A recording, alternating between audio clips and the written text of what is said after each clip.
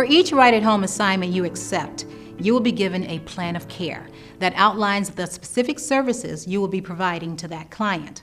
Some offices may have a different name for it, but for our purposes today, we'll refer to it as the plan of care.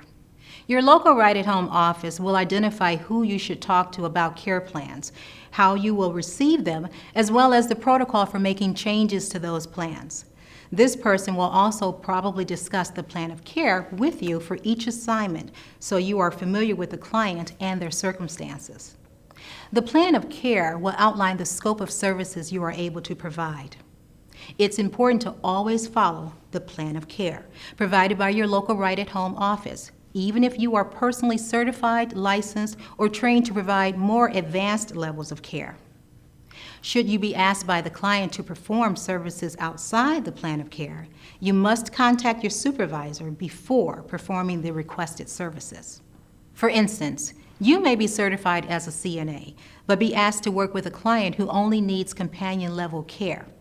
It's very important that you discuss with your office how to proceed on a case where the services outlined in the plan of care don't include the full range of services you are personally able to provide. If you have any questions, please talk to your supervisor. A best practice is to always adhere to the plan of care that your local right-at-home office generates. Another best practice is to accurately log the activities you perform as described in the plan of care and do this at the end of each shift. Care notes or aid activity sheets are an important part of the client's record and should be filled out accurately and factually as possible. The notes should reflect exactly what you observe with regard to your client's social and emotional state during the visit. Care notes are not intended to reflect your opinion about the client's well-being. Let's look at an example of a care note written with facts. Mrs. Jones woke up at noon today. Now, let's look at an example reflecting the caregiver's opinion. Mrs. Jones didn't wake up until noon today because she is depressed.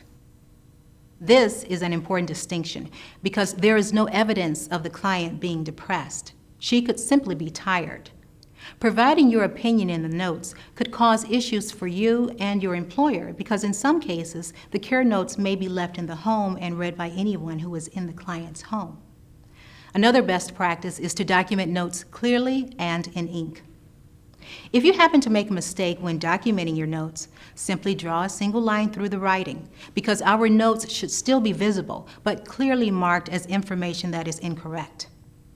Each office has a slightly different procedure for documenting and submitting care notes, so please be sure to check with your supervisor about your office's policies on documentation and before removing care notes from the home. While working with your client, you may interact with many people, such as family members or other healthcare agencies providing additional services. A best practice is to view these individuals as your employer's partners, not as competition. Everyone involved in a client's case is working together to provide the best possible support for the client. If you have any questions about the roles these other people have or about actions they are taking, contact your supervisor.